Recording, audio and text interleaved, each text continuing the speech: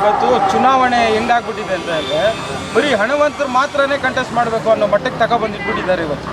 ಎಲ್ಲರೂ ದುಡ್ಡು ಹಾಕಿದ್ರೇ ಚುನಾವಣೆ ಅಂತ.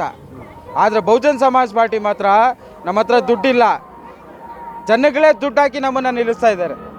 ನಿಜವಾಗ್ಲೂ ಡೆಮಾಕ್ರಸಿ, ನಿಜವಾಗ್ಲೂ ಪ್ರಜಾಪ್ರಭುತ್ವದಲ್ಲಿ ನಾವು ಮಾಡ್ತಾ ಇರೋ ಒಂದು ಕ್ರಾಂತಿ ಇದು ನಾವಲ್ಲ, ದಾದಾ ಸಾಹೇಬ್ ಕಾಂಚೀರಾಮ್ ಅವರು ಎತ್ಕೊಂಡ್ಬಂದಂಥ ಕ್ರಾಂತಿ ನಾವು ಒತ್ತು ಮುಂದೆ ಹೋಗ್ತಾ ಇದ್ವಿ. ಇದು ಪ್ರಜಾಪ್ರಭುತ್ವದ ಒಂದು ಮಾದರಿ. ಇದು ಬಾಬಾ ಸಾಹೇಬ್ ಅಂಬೇಡ್ಕರ್ ಕನಸೇನಾಗಿತ್ತು, ನನ್ನ ಜನ ಈ ದೇಶದ ಆಳುವ ವರ್ಗ ಆಗಬೇಕಂತ.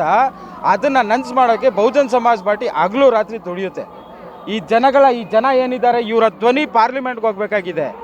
ಇವತ್ತು ಯಾರೆಲ್ಲ ಕ್ಯಾಂಡಿಡೇಟ್ಗಳಾಗಿದ್ದಾರೆ ಅವ್ರ ಹಿಂದೆಗಡೆ ಕ್ರಿಮಿನಲ್ ಕೇಸ್ ಇದೆ, ಕೋಟ್ಯಾಂತರ ರೂಪಾಯಿ ದುಡ್ಡಿದೆ. ನನ್ನ ರೆಕಾರ್ಡು ನೋಡಿದ್ರೆ ನಿಮಗೆ ಯಾವ ಕೇಸು ಸಿಕ್ಕಲ್ಲ. ಒಂದು ನಾಟ್ ಈವನ್ ನೀವು ವೆಹಿಕಲ್ ಕೇಸು ಸಿಕ್ಕಲ್ಲ ನಿಮಗೆ. ಆ ಥರ ಕ್ಯಾಂಡಿಡೇಟ್ಸ್ನೇ ಬಹುಜನ್ ಸಮಾಜ್ ಪಾರ್ಟಿ ಫೀಲ್ಡ್ ಮಾಡುತ್ತೆ ಎಲ್ಲ ಕಡೆ. ನಾನು ಮಾತ್ರ ಎಲ್ಲ ಕಡೆ. ಆದರೆ ಒಂದೇ ಒಂದು ಏನಂದರೆ ನಮ್ಮ ಹತ್ರ ದುಡ್ಡಿರಲ್ಲ, ಜನಗಳೇ ನಮ್ಮನ್ನು ಎಲೆಕ್ಷನ್ ನಿಂತ್ಕೊಳ್ಳೋದಕ್ಕೆ ಏಕ್ ಓಟ್ದೋ ಏಕ್ ನೋಟ್ದೋ ಅಂತ ಸಿಸ್ಟಮಲ್ಲಿ ನಮ್ಮನ್ನು ಎಲೆಕ್ಷನ್ ನಿಲ್ಲಿಸಿದ್ದಾರೆ.